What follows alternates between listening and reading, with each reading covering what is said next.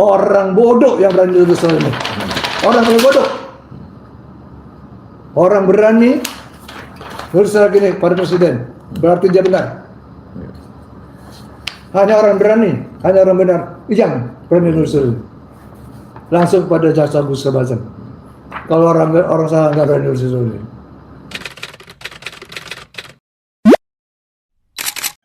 Salah satu pemilik saham bank sentris Andi Teja Dharma mengirim surat kepada Presiden Republik Indonesia Joko Widodo yang isinya meminta perlindungan hukum atas kasus yang tengah menimpa dia. Kasusnya apa? Disangka menerima aliran dana BLBI. Kasus ini kan kita tahu udah kasus of the century ya, kasus yang berlangsung dari zaman ke zaman. Sudah melewati berapa presiden dan sampai sekarang belum kelar-kelar. Presiden Joko Widodo membentuk Satgas secara nasional. Di tingkat provinsi ada tukang-tukang tagihnya tuh, Satgas-Satgas yang di DKI menagih kepada obligor-obligor, termasuk salah satunya Pak Andri Teja Dharma. Dikirim surat pernyataan pengakuan utang dan surat pembayaran.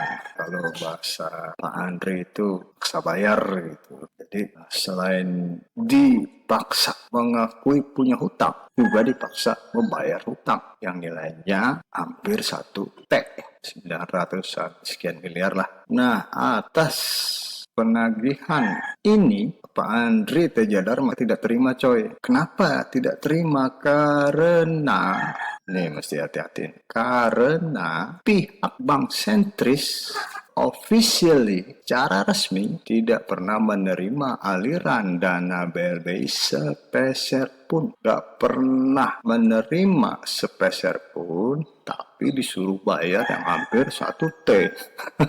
Gimana bisa kejadian kayak gitu? Pertama kali saya mau katakan surat perintah penyitaan ini kurang wajar. Karena tidak memenuhi yang sebenarnya terjadi. Jadi dikatakan, menimbang bahwa sentris tidak memenuhi kewajiban surat paksa bayar. Padahal surat paksa bayar itu sudah di PUPN, di PTUN. Udah PTUN proses 2 kali, PUPN kalah. Sekarang masih di kasasi. Berarti belum ada putusan pasti. Yang pertama ya, bukan tidak memenuhi, nggak bisa memenuhi, kan belum pasti. Yang kedua, bahwa berdasarkan putusan MA 1688, kami dihitung bunga sampai jadi 4,5 T.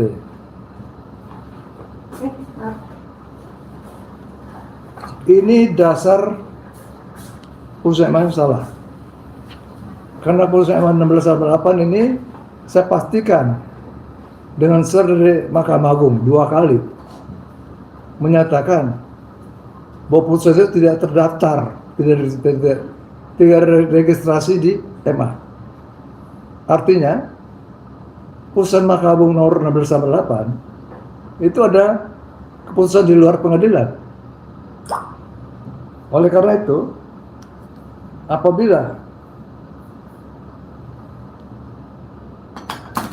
Satgas melakukan penagihan dan penyitaan berdasarkan putusan yang diduga palsu itu, artinya mereka telah bersama-sama bekerja dengan pemalsu putusan tersebut untuk menzalimi saya. Kami sudah menulis surat 2 kali sama dia, tapi dilanggar, tetap dilanggar. Ya. Yang ketiga, untuk kepentingan pengamanan, dia mencintai atau kepentingan pengamanan, karena pernah perlu. Saya bertanya, akte 46 dan akte 47 itu dinyatakan sah dan berharga oleh putusan MA ini. Di akte 46 itu tertulis bahwa sentris telah menyerahkan jaminan kepada BI sebesar 452 hektar tanah dan telah dihipotek atas BI dengan nomor 972. Lah, saya sudah menyerahkan jaminan. Kenapa nggak disita?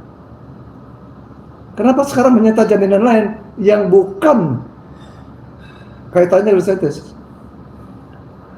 Saya beri tanggalnya tahun 2018. Kasus Bank CETES 98. Ini nggak ada kaitan. Sedangkan saya sendiri disebutkan di amar putusan tidak bertanggung jawab terhadap hutang. Ada amar putusannya. Maka kalau dia bilang amar putusan salah. Di amar putusan tidak terus. Kemudian, kalau mau dikatakan ini bertanggung jawab pengusaha boleh. Apabila terbukti pengusaha menggunakan uang itu untuk kepentingan pribadi, memperkaya diri sendiri, boleh. Ini tidak ada bukti. Saya udah di Kejaksaan Agung, di Picu sudah. Ternyata perdata karena perjanjian BI. Kedua, yang paling final, BI tidak mencairkan uang 1 rupiah pun ke rekening Bank CETES. Dan BI mencairkan uang ke rekening lain yang mengatasnamakan Bank CETES. Itu yang terjadi. Ada 2 rekening Bank CETES di BI,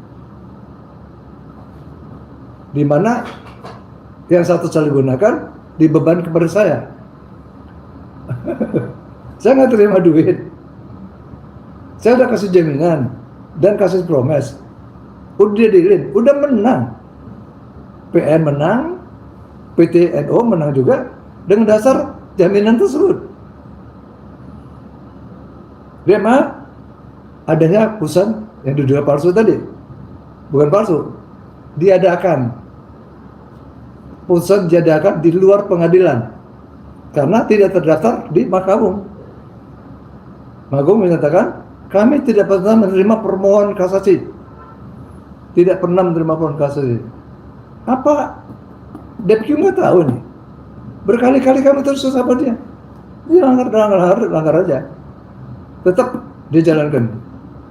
Artinya KPN dan Satgas ini telah bekerja sama dengan penipu tersebut. Kan 1688 ini gadungan. Dia gunakan sebagai dasar untuk menyita barang orang lain, milik orang lain, bukan milik bank. Tidak ada hubungan tandanya dengan Bank CETES. Oke? Kalau dikatakan niat tidak baik, salah.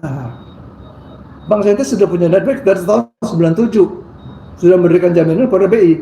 Hipotek sama BI, satu-satunya bank yang menyerahkan jaminan kepada BI dan hipotek. Kalau itu bukan niat baik, nah apa namanya? Dan jaminan tersebut tidak pernah diperhitungkan dan tagihan PUPN pada kami tidak pernah diperhitungkan. Dianggap tidak ada. Negara apa ini? BI sama DPQ satu kan, negara Indonesia di bawah satu presiden. Kalau begitu sekarang nggak ada hukum lagi nih. Hukum namanya. Kalau membuat putusan itu harus inkrah dulu. Atau setidak-tidaknya boleh dia melakukan sita apabila telah ada bukti bahwa kami berhutang. Sekarang belum ada bukti sampai sekarang. Apa kami berhutang atau tidak? Belum ada putusan satu pun. Tidak ada satupun putusan mengatakan kami berhutang kecuali yang palsu tadi. Terbukti itu palsu. EMA 2 kali menulis yang sama, 2 kali. 1 kali pertama, 2 kali penegasan. Kami tidak pernah menerima permohonan. Artinya, tidak ada KPU, tidak hakim, tidak ada sidang, ya pasti tidak ada putusan. Nah, putusan tadi yang palsu tadi digunakan. Konotasinya adalah KPNL, KPKNL ini menggunakan putusan palsu untuk memeras. Konotasinya ya. Silakan tafsir saja. Ada tanggapan? Lanjut Pak. Itu Bapak menerima perlakuan itu apa yang unek-unek Bapak atau pantas Saya sudah nggak bisa ngomong. Orang kalau udah terima duit, udah ngasih jaminan, mesti disita lagi jaminan yang bukan kaitan dengan bank. Itu perbuatan apa namanya? Perampokan. Ya, saya dari marah jadi ketawa. Kenapa banyak ketawa? Saya menyaksikan perbuatan yang nggak benar. Gini loh, saya nasionalis. Dari tahun 98 sampai sekarang tidak ada harta satupun yang saya alihkan namanya. Cek sekarang. Tidak satupun namanya alihkan ke orang lain. Tidak ada. Kecuali saya jual. Tidak ada saham sedikit pun yang saya alihkan. Kecuali saya nambah. Karena pengusaha itu yang lain sakit. Minta berhenti. Oke, berhenti. Saya tanggung jawab. Saya ambil alih. Mana ada pengusaha begini? padahal ada kesempatan kalau Oh, selama iya. 20 tahun itu bisa Iya. dijual, bisa Iya, dialihkan ya. kesempatan saya. Tapi saya nggak lakukan. Karena saya merasa benar. Saya merasa tidak terima duit seperak pun. Saya merasa benar. Saya tantang. Saya benar. Silakan cita. Kalau itu dianggap benar oleh mereka. Jadi gini ya. Saya menganggap saya benar. Mereka menganggap mereka benar. Iya. Sama-sama benar kan? Kalau sama benar, jadi nggak usah lakukan status quo. Pengadilan dulu loh. Pengadilan yang memutuskan kita yang benar siapa. Jangan dia mengambil alih hak pengadilan. Ini kan mengambil alih namanya. Sesuatu itu bisa disita apabila sesuatu itu sudah barang jaminan. Udah barang jaminan disita. Udah barang jaminan, udah hipotek dulu, baru disita apabila prestasi. Bersita, baru dia minta pada pengadilan, baru bisa lelang. Ah ini bukan barang jaminan, malah disita. Ya pengamanan boleh, kalau pengamanan boleh, nggak apa-apa pengamanan ya. Takut saya alihkan ya, kalau nggak bayar, ya. Oke. Tapi bukan disita dong. Jaminan, artinya sudah dijaminkan, disita. Itu artinya konotasinya mau dilelang. Ini disita untuk pengamanan. Disita tapi nggak boleh dijual, nggak boleh pendatang, nggak boleh percaya sama orang. Itu bukan disita namanya. Blokir. Itu pemblokiran gitu. Ini kan sudah beberapa lama dan ditabrak aja nih. Ditabrak aja. Tabrak aja. Mereka budak. Iya. Saya terus udah berkali-kali. Sekarang saya terus presiden. Presiden hari. Saya jabarkan semuanya. Dari pertama sampai akhir. Nanti akan saya kasih rilis sampai akhir. Saya jabarkan. Terus saya bilang bahwa putusan perkara Mahkamah nomor sekian dan nomor sekian di pengadilan catatan sebagaimana dimaksud dalam perkara kasasi nomor 1688 tidak terdaftar dalam registrasi perkara di Mahkamah. Saya mau gitu Presiden. Oleh karena itu kami melaporkan hal tersebut kepada kepolisian dan laporan sekian. Nanti Anda terima laporan Presiden. Dan sudah kami sebutkan, kami menang 5 kali. 5 kali menang. Aduh, 5 kali menang. Gimana sih lagi terus? Gak ngerti saya. BPN itu DQ bukan? KPN DQ bukan? BPN itu kalah. BPN kalah, bisa kalah kan? Kenapa dari BPN lagi? Kami tidak nanda tangan MSA, APU, MA, tidak. Bukan tidak kooperatif, karena kami tidak merasa bersalah. Kenapa kami harus tanggung jawab hutang? Udah dibuktikan kami nggak berhutang. Kalah. Saya kasih tahu Presiden, terbukti nomor rekening 0016 di atas tidak pernah menerima pemilihan bukuan dari Bank Indonesia sebanyak 490 miliar, dan terbukti bahwa di persidangan amar putusannya bahwasanya dipergunakan menampung BLB ada 551.000. Transaksi banyak saya bilang. Saya jabarkan semua sampai kepada semuanya, lampirannya. hampir semua ke presiden. Semua banyak sekali. Lampirannya ada 20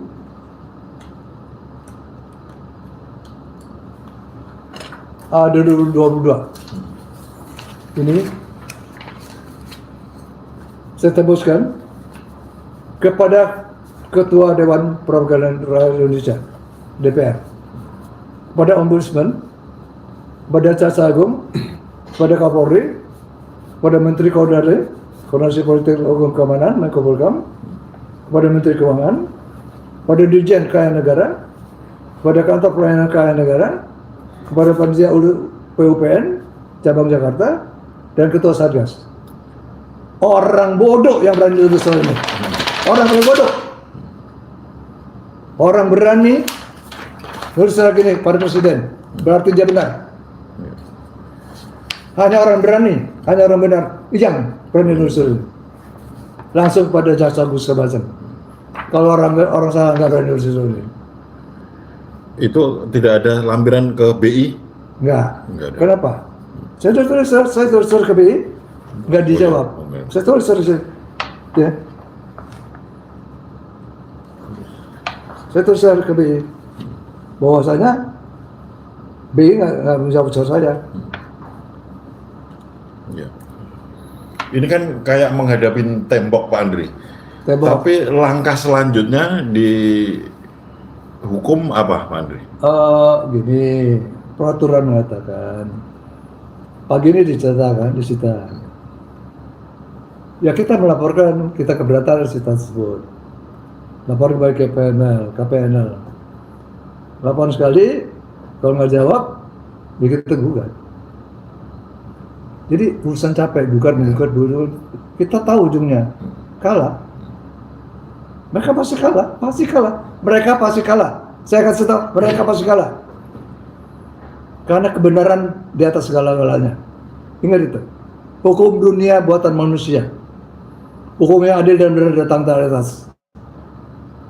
Saya tidak pernah mengalihkan aset dan saham. Artinya kebenaran di tangan saya. Saya berani nulis pada presiden dan tembus kepada semua bagian tadi. Artinya saya benar. Ya, apakah menurut Pak Andri fakta-fakta ini cuma mengulur waktu aja mereka? Enggak, bukan. Mereka mau rampas. Merampas. Lah, saya udah jaminan udah ada kok nggak diambil. Jaminan saya ada, udah hipotek. Kok udah nggak disita? Nggak disita, belum dilelang. Nggak disita pun nggak. Udah jelas hipotek, nggak disita. Nah, dia nyita harta yang lain. Ini kan nggak ada hubungan sama saya. Jadi dia ngincar saya pribadi. Ya, ini bukan hukum lagi. Perusahaan dan pribadi berbeda. Gila. Ini bukan produk hukum. Jadi hukum bukan jadi panglima lagi di Indonesia. Bukan jadi panglima. Maaf ya, pakar hukum. Pakar hukum maaf. Hukum tidak menjadi panglima lagi di Indonesia. Yang jadi panglima adalah kekuasaan menggunakan hukum dan serampangan serta semenang-menang. Betul. Oke? Tanggapan sedikit Pak Andri, masalah yang penyegelan atau pelarangan yang di Bali tadi pagi itu seperti apa prosesnya? Saya nggak tahu, saya nggak di situ. Coba nggak tahu, dia akan pelan-pelan, rame-rame, polisi ada, KPN ada, semua ada, mendampingi lah. Apa tanggapannya Pak Andri dengan peristiwa ini? Siapa? Saya. Tanggapannya Pak Andri? Nggak apa-apa. Mau datang 1.000 orang nggak apa-apa. Urusan hukum kita lah hukum. Buat apa kita berantem sama mereka? Mereka nggak tahu juga. Mereka nggak tahu apa-apa. Mereka menjalankan perintah, cita. Polisi disuruh kawal gitu aja. Mereka nggak tahu apa, nggak tahu perlu apa. Minimal Pak Andri bisa menjelaskan ke mereka melalui media ini. Kenapa mereka berani? Kenapa mereka juga nggak mau tahu? Bisa dijelaskan? Mereka itu seperti robot ya. Ada perintah jalankan. Nggak mau tahu salah benar. Salah atau benar nggak tahu. Jadi kalau ada kesalahan, atasnya nyalakan bawah lagi. Atas yang salah. Gitu loh. Yang bawah jalan aja perintah atasan, perintah aja. Lu bilang, kalau lu bilang atau segala macam persoalan tadi dia nggak ngerti. Saya jalan tugas. Ya udah, coba orang lain harta 1 triliun itu harta. 1 T. Sertifikat hak milik di Bali, di bypass jalan raya. Nggak ada di Bali orang punya hak milik 3,5 hektar, nggak ada. Itu kan diincer. Iya, memang diincar ya. Oke, paling nggak 1 T nilainya, paling nggak. Saya penghasilan 40%. Kalau iya terbukti, saya memanfaatkan untuk berkuasa diri. Paling saya 40% dan dari kewajiban. Ini kewajibannya 0. Mereka bilang kewajiban, saya bilang enggak. Saya bisa buktikan saya nggak terima duit. Gimana kewajiban? Orang habisnya tuh, gua punya duit, gimana kewajiban? Yang berkewajiban itu mereka berkewajiban membalikan promes saya dan jaminan saya. Itu loh. Apa Indonesia harus tahu nih. Pak Andri, apa tanggapannya tentang apa tuh anggap kepala pemerintahan Jokowi ada himbauan Pak Andri kesini Mbak siapa? Jokowi. ke Jokowi? Udah disuruh. Bahwa Jokowi ya, saya betul surat. Saya berharap sekali pada Presiden untuk adil. Untuk adil memperhatikan masyarakatnya. Yang nasionalis tinggi. Orang nasionalis tinggi jangan sampai kecewa. Urusan ini gak kecil. Sampai anak cucu akan urusan. Karena tercatat di negara. Sesuatu yang gak diterima. Sesuatu yang tidak diterima tapi tercatat di negara sebagai diterima. Ini bahaya. Lama-lama rakyat akan marah. Terutama saya marah. Saya yakin Presiden nggak tahu menahu. Maka saya kasih tahu. Terima kasih, mudah-mudahan Pak Jokowi dengar. Karena saya sudah dijolimi Pak Jokowi 25 tahun. Udah sidang 5 kali, 6 kali.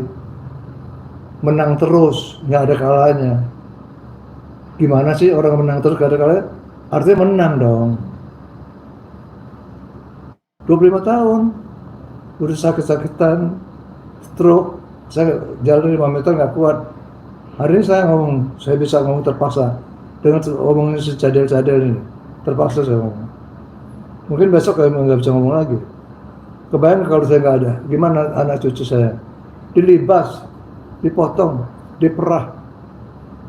Di mana hukum negara? Bukan keadilan. Keadilan kedamaian nggak ada di dunia, nggak ada. Saya minta hukum tegakkan. Nah, ini juga memang ya salah satu yang harus dibuka ke publik, bahwa dasar dari surat Satgas itu salah satunya adalah putusan MA. Putusan MA nomor sekian yang itu ternyata tidak terregister di Mahkamah Agung. Artinya apa? Putusan yang nggak pernah diputuskan. Artinya apa? Putusan palsu bukan tuh. Karena kita tahu ya setiap putusan Mahkamah Agung pasti terregister lah. Jadi dasar dari putusan Mahkamah Agung itu dijadikan dasar buat surat Satgas menagih hutang ke bank sentris. Jadi dengan itu Pak Andri membuat laporan ke polisi tuduhan pemalsuan putusan Mahkamah Agung. Laporan pidana. Ya walaupun bahasanya diduga palsu ya, tapi dia bilang dia udah dapat keterangan dari MA bahwa putusan MA yang dijadikan dasar oleh Satgas itu tidak pernah terregister. Ini bahaya nggak coy? Iya bahaya. Artinya kita ini selama ini percaya bahwa apapun yang dilakukan negara semua berlandaskan aturan hukum. Ada di atas jalur hukum. Jalur hukum kan salah satunya berkaitan dengan lembaga yudisial, pengadilan, pengadilan tinggi, Mahkamah Agung. Ya itu mungkin salah satu sebabnya Satgas sampai mengutip putusan MA, karena setiap surat menyurat resmi apapun yang dikeluarkan lembaga negara itu harus mempunyai dasar hukum yang kuat. Cuman ini kan problem, karena putusan MA yang dimaksud itu ternyata setelah ditelusuri sudah diakui oleh pihak Mahkamah Agung bahwa itu putusan tidak pernah terregister. Ini apa yang mau ditunjukkan di sini? Ya kualitas aparat aparatur negara ya kayak gitu. Yang penting ada dasar hukum tanpa menelusuri apakah dasar hukum yang dipakai itu valid atau enggak. Dan itu diyakini Pak Andri tidak valid dan sudah mendapat keterangan dari pihak Mahkamah Agung bahwa itu tidak terregister. Ini dianggap oleh pihak Pak Andri bahwa Satgas ini mengabaikan banyak aturan-aturan yang salah satunya itu dalam rangka penerbitan surat harus memperhatikan putusan pengadilan, harus memperhatikan proses hukum yang tengah berlangsung di pengadilan. Selama belum ada putusan, jadi nggak bisa ngapa-ngapain. Inilah yang akhirnya membuat Pak Andri melayangkan surat perlindungan hukum kepada Presiden Joko Widodo bahwa ini ada anak buahnya di bawah ini, di Satgas BLBI, yang melakukan perbuatan seolah-olah mengabaikan proses hukum di pengadilan. Apakah itu akan jadi perhatian? Karena tembusannya juga banyak ya, beberapa lembaga negara juga dikirim, DPR juga dikirim. Ya harusnya jadi perhatian. Ini menarik ya, karena ini menyangkut kasus yang menjadi bisu di seluruh pemerintahan. Jadi bagaimana akhirnya? Ini kita lihat nanti apa yang terjadi. Apakah itu terbukti di pengadilan? Kalau itu terbukti tambah seru lagi bro. Kita sebagai warga negara harusnya care ya, peduli lah. Karena ini kasus memang harus segera diselesaikan secepat-cepatnya, terang benderangnya tanpa ada cacat di mana-mana, apalagi cacat hukum ya. Ini bakal jadi aib juga dan akan disebut-sebut sepanjang masa. Oke coy.